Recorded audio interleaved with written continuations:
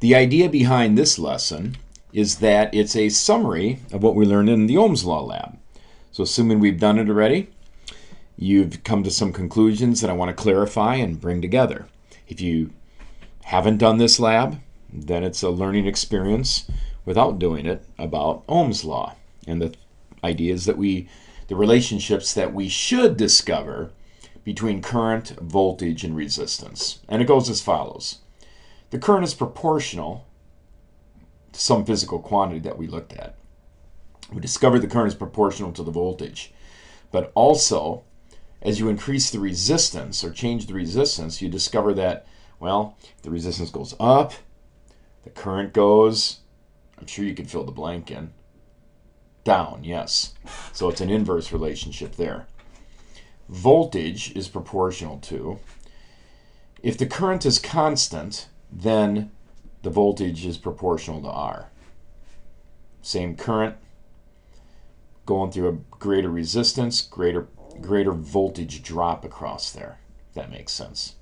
So combining the first two, the current is proportional to both at the same time, or V over R. And in fact, V then is proportional to IR. Different way to say the same thing. So I is equal to kV over R. To go from a proportionality to an equality, you put the constant K in there. But K is 1. Isn't that a happy thought? Because current, voltage, and resistance, this relationship, is a fundamental definition. Proportionality constant is 1. Makes our life easy. And so we have something that you don't need, which is an Ohm's Law pi, which is just a little graphic helper to see three versions of the same thing. Namely, I'll put the V up here, the I in this section, and the R here. Which means the following thing. There's only one equation. There's one relationship here, but you can express it as, see this V up on top? V is equal to I and R side by side, so it's I times R. You could also say that I is equal to V over R. See that divisor there? So I is equal to V over R. And R is equal to V over I. So there you go. If that helps you, great. If not, don't worry about it. Really, if you learn one, you've learned them all, right? Okay, let's move on. In a series circuit, as we've investigated what happens there, here's an example, 3 resistors in series. Note that if it's in series, what that means is that there's only one path for current to navigate the circuit. Only one path. So the current is the same in each circuit element. But the voltage can be, as it's dropped across each one, depends on the relative values of each one. But they all have to add up to the source voltage V. So here's the current. And there's a voltage across each one. V1 plus to minus, V2 plus to minus, and V3 plus to minus. And so those are the physical parameters of import.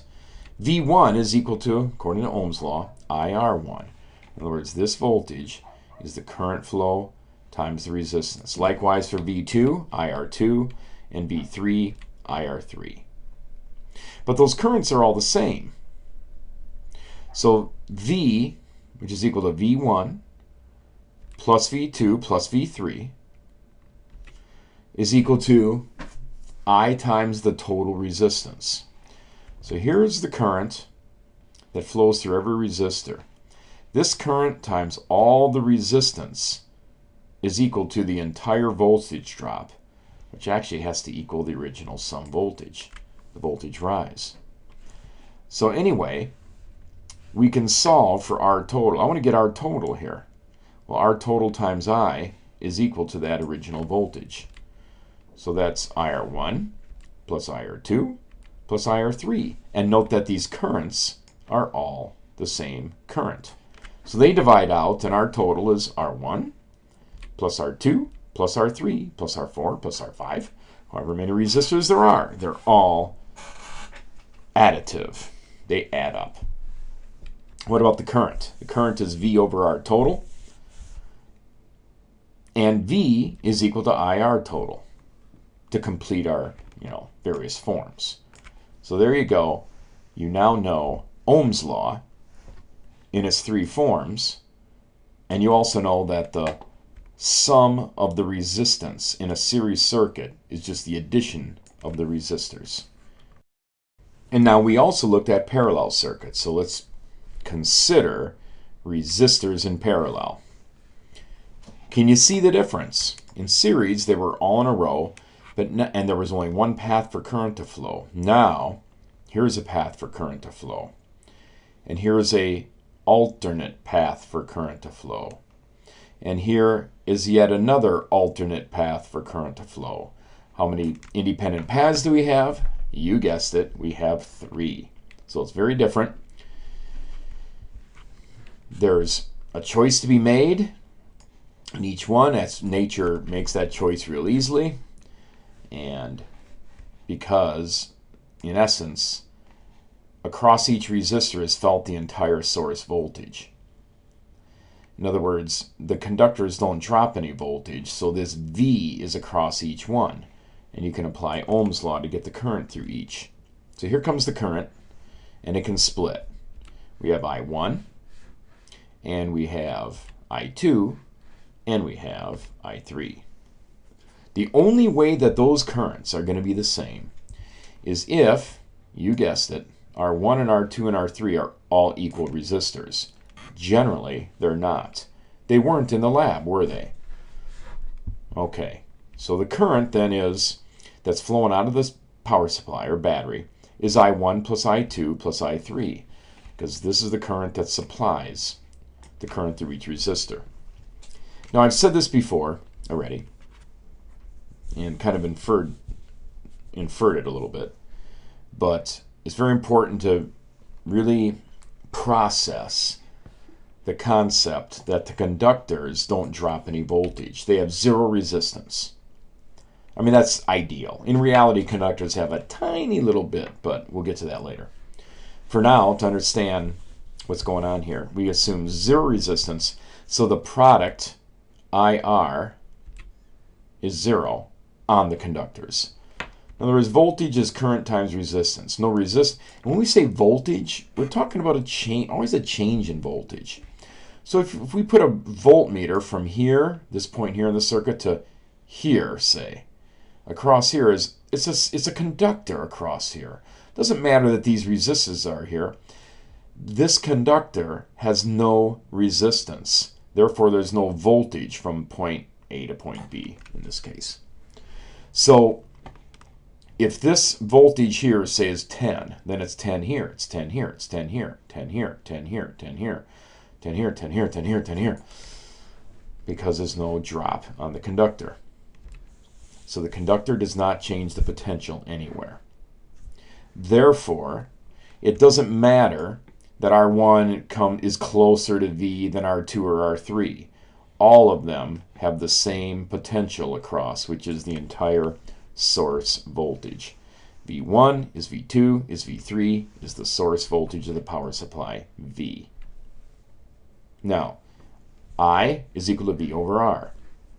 The current through number 1, this is Ohm's law, specifically current through number 1 is that voltage divided by the resistance of this path, R1. Likewise for I2 and I3. All these voltages are the same, but the resistors may be different. What's I total? It's the addition of each one of these. It's the addition of them all. So it's I1 plus I2 plus I3. But those, I'm going to replace those I1, I2, I3 with these, V over R, and the total current is the voltage over the total resistance. So it's V over R1 plus V over R2 plus V over R3. And guess what goes away here? The V's, because it's constant throughout the entire parallel circuit, which is always true. So 1 over R total is just 1 over R1 plus 1 over R2 plus 1 over R3. And we have defined the way in which the total resistance can be calculated in a parallel configuration. And in fact, I'll just mention here that this is a great opportunity to use the 1 over x button in your calculator. Say you want to find the total resistance of this circuit. You plug in the value for R1 and hit x to the minus 1, enter. And then plus x to the this one, you enter this resistor value in and go x to the minus 1, plus enter this one in, x to the minus 1, enter. In other words, when you put each one in, adding them up, you hit enter, which adds the 1 overs, and then you hit x to the minus 1 again, and it flips that around, because adding these up gave you 1 over our total. To get our total, x to the minus 1 flips it again, and you have our total. So it's just the x minus 1 button. Just keep hitting it again and again. All right, so equivalent configurations to this circuit. Will I try and trick you? Yeah, you can expect I will. I'll show you. I'm not gonna. You're not gonna let me. So here's this parallel configuration. From the point of view of these two terminals, and you got the 3 paths that current can flow. This is the same, for instance, as this. Now, it doesn't look quite the same, but think of this point and this point. The 3 paths I just traced out, well, this has those same 3 paths. The paths are the same. 3 independent paths. How about this one? You start here. Look, you can go through R1 back to the other terminal. You can go this way through R2 to the other terminal, and this way through R3 to the other terminal. And indeed, it is functionally equivalent. Sometimes it's helpful, like if you see a circuit like this, gee, it's kind of like there to confuse you. Ooh, this looks complicated. How do you deal with a diagonal resistor? Well, you could take this point of R2 and drag it to here. Take this point and drag it to here, and then you have this, you know. So there's a little spatial challenge for you at times with some of these circuit configurations. But that in basic form specifies how resistors add in series and parallel. And we'll leave it at that for now.